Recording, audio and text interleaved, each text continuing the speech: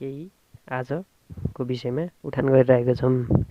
कृषि तथा पशुपन्छी विकास मन्त्रालय ministry of agriculture and livestock development 2075 4 महिना 14 गतेको निर्णयअनुसार कृषि तथा पशुपन्छी विकास मन्त्रालयको गठन गरिएको थियो।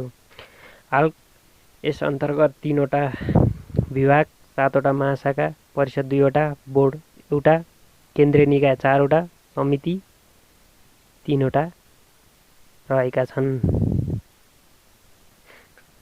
अब विभाग अन्तर्गत 3वटा विभाग छन्: कृषि विभाग, पशु सेवा विभाग, खाद्य प्रविधि तथा गुण नियन्त्रण विभाग। कृषि विभाग हरिहर भवन ललितपुरमा रहेको छ।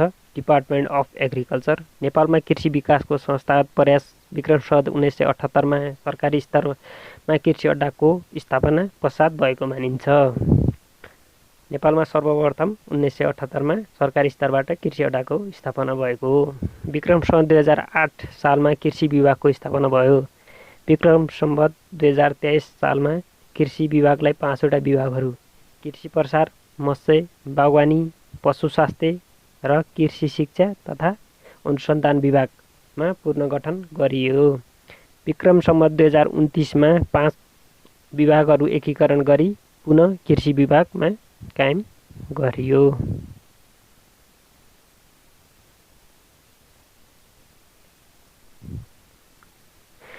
विक्रम सम्वत 2029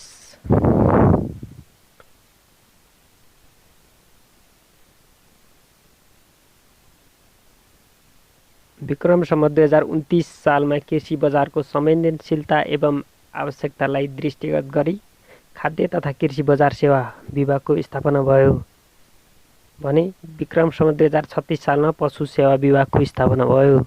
विक्रम सम्वत 2045 सालमा कृषि विभागलाई छुट्टै बागवानी विभागको गठन गरियो। विक्रम सम्वत 2049 मा कृषिका निकायहरू एउटै छानमुनि राख्ने नीति अनुरूप बागवानी विभाग, बाली तथा मत्स्य विभाग, खाद्य तथा कृषि बजार सेवा विभाग, पशु स्वास्थ्य तथा पशु विकास विभाग र केन्द्रीय खाद्य अनुसन्धान प्रयोगशालालाई गाभी एउटै कृषि विभागको स्थापना भयो। 2052 सालमा कृषि विभागको सङ्गठन पुनः हेरफेर गरी तत्कालीन कृषि विकास विभागबाट कृषि विभाग, पशु विभाग, केन्द्रीय खाद्य अनुसन्धान प्रयोगशाला समेत गरी 3वटा फरक विभागहरू खडा भयो। यो हालको संरचना अनुसार कृषि विभागको स्थापना 2052 सालमा स्थापना भएको थियो।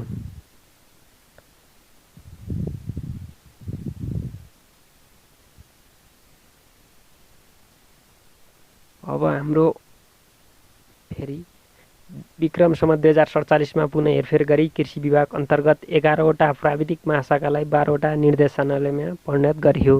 विक्रम सम्वत 2057 मा 11वटा प्राविधिक शाखालाई 12वटा निर्देशनालयमा परिणत गरियो। विक्रम सम्वत 2061 सालमा कृषि विभाग महानिर्देशक अन्तर्गत रहेका 2वटा उपमहानिर्देशक, प्रविधि विस्तार तथा समन्वयका उपमहानिर्देशक थप गरी 3वटा उपमहानिर्देशक र प्रविधि विस्तार तथा समन्वय शाखामा थपिएको हो। 2061 सालमा 3टा उपमहानिर्देशक रहेको थियो। देशको सङ्घीय स्वरूप गएसँगै प्रदेश र स्थानीय तहका सरकारहरू गठन भई क्रियाशील रहेको अवस्थामा सोही बमोजिम संवैधानिक व्यवस्था अनुसार तीनै तहको प्रशासनिक पुनर्संरचना भई प्रदेश र स्थानीय तहमा रहने सङ्गठन संरचना र जनशक्तिको दरबन्दी समेत नेपाल सरकारले स्वीकृत गरिसकेको छ। सोही मुताबिक नेपाल सरकारले मिति 2052 3 महिना 27 को निर्णय स्वीकृत नयाँ सङ्घीय सङ्गठन संरचना अनुसार कृषि विभागको पुनः संरचना भई निर्देशक र 4 महानिर्देशकको अलावा 11वटा शाखाहरू कायम गरिएको छ।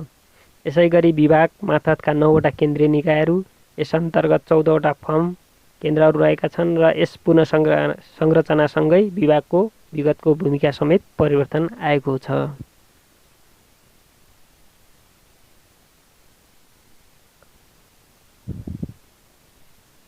अब हामी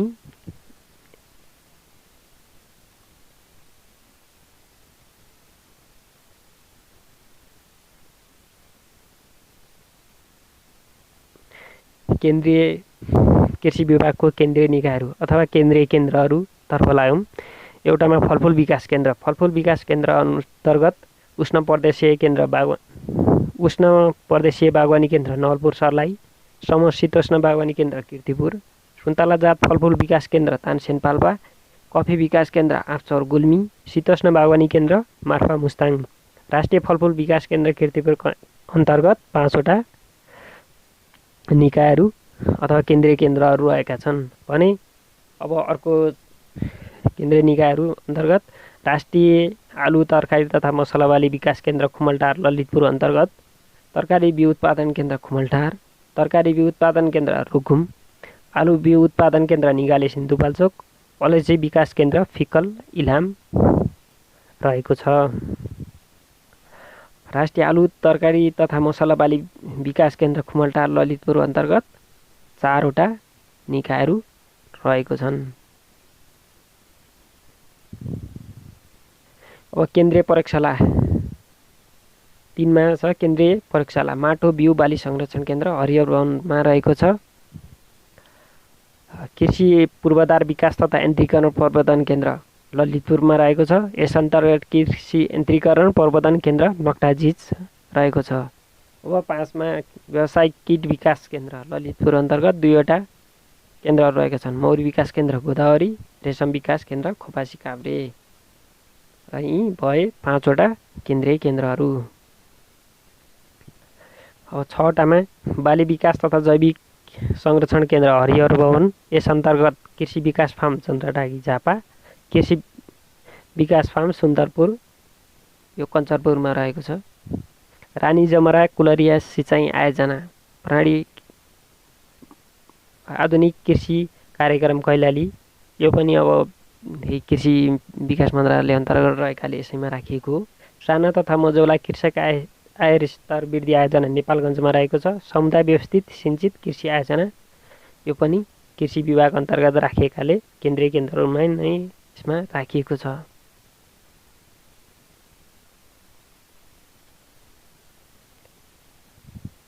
अब पशु सेवा विभाग। पशु सेवा विभागको कार्यालय हरिहर भवन ललितपुरमा रहेको छ। Department of livestock Vikram Samvat 2052 4 महिना 1 गतेको संरचना अनुसार पशु सेवा विभागको गठन भएको थियो।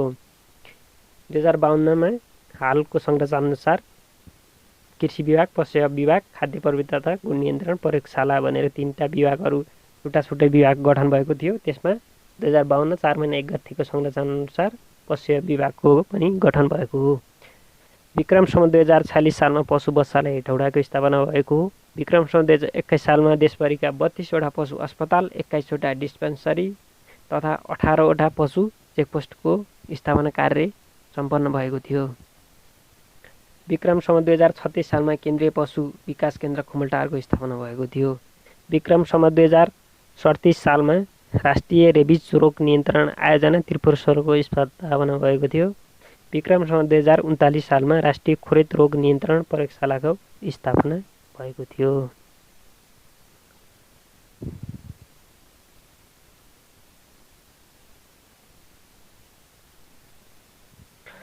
अब विक्रम सम्वत 2048 देखि 67 सम्म अवधिमा नेपालमा लाइभस्टक मास्टर प्लान सञ्चालनमा आएको थियो। विक्रम सम्वत 2048 देखि 67 सम्म लाइभस्टक मास्टर प्लान सञ्चालनमा आएको थियो। यस अन्तर्गत 1वटा महानिर्देशक, 3वटा उपमहानिर्देशक रहेको छन्। अब पशु सेवा मातहतका कार्यालयहरू। केन्द्रीय पशुपन्छी रोग अन्वेषण प्रयोगशाला काठमाडौँमा रहेको छ। पशुपन्छी रोग अन्वेषण प्रयोगशाला विराटनगरमा रहेको छ। पशुपन्छी रोग अन्वेषण प्रयोगशाला जनकपुरमा, पशुपन्छी रोग अन्वेषण प्रयोगशाला पोखरा, पशुपन्छी रोग अन्वेषण प्रयोगशाला सुर्खेत, पशुपन्छी रोग अन्वेषण प्रयोगशाला धनगढी। यी पशुपन्छी रोग अन्वेषण प्रयोगशाला 5वटा छन् जुन केन्द्रीय पशुपन्छी रोग अन्वेषण प्रयोगशाला काठमाडौँ अन्तर्गत पर्दछन्। खोरेत तथा सीमाविहीन पशु रोग अन्वेषण प्रयोगशाला काठमाडौँमा रहेको छ। राष्ट्रिय पशुपन्छी रोग अन्वेषण प्रयोगशाला चितवनमा रहेको छ। केन्द्रीय रिफरल पशु चिकित्सक काठमाडौँमा रहेको छ। भेटनरी गुणस्तर तथा औषधि नियमन प्रयोगशाला काठमाडौँमा रहेको छ।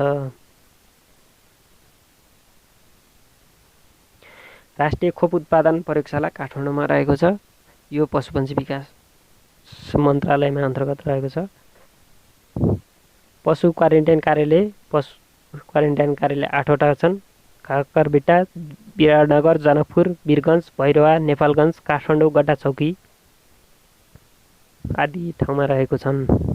राष्ट्रिय पशु प्रजनन कार्यालय पोखरामा रहेको छ।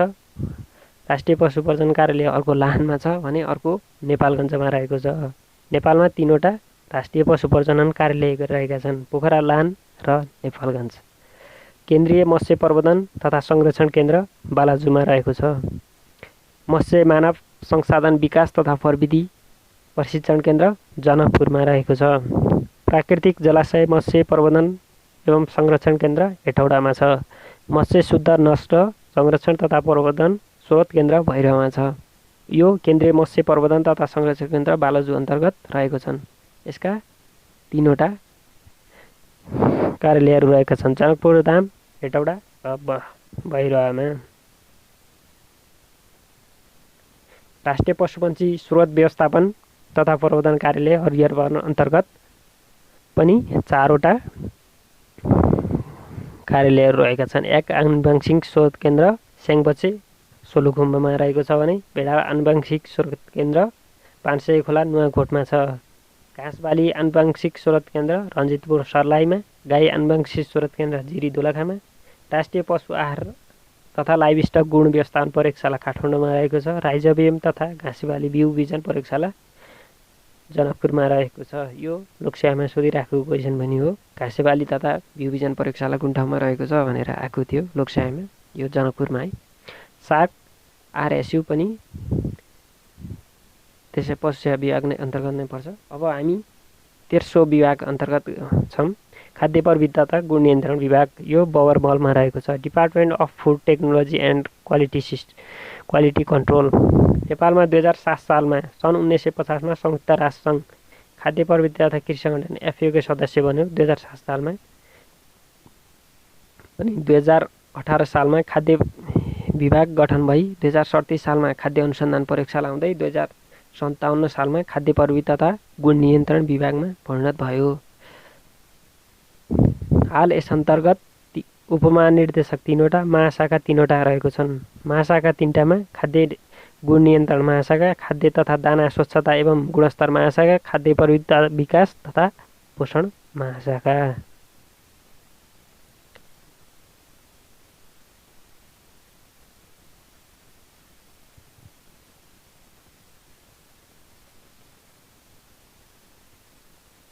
अब खाद्य प्रविधि तथा गुण नियन्त्रण कार्यालयहरू 6वटा रहेको छन्। विराटनगर, हेटौडा, भैरवा, नेपालगञ्ज, धनगढी र जनकपुरमा। खाद्य प्रविधि नियन्त्रण डिभिजन कार्यालय 24वटा रहेको छन्। झापामा, सुनसरीमा, धनकुटामा, गाईघाटमा, सप्तरी, महोत्तरी, सर्लाही, पर्सा, चितवन, सिन्धुली, काभ्रेमा गरी 24वटा खाद्य प्रविधि नियन्त्रण डिभिजन कार्यालय रहेका छन्।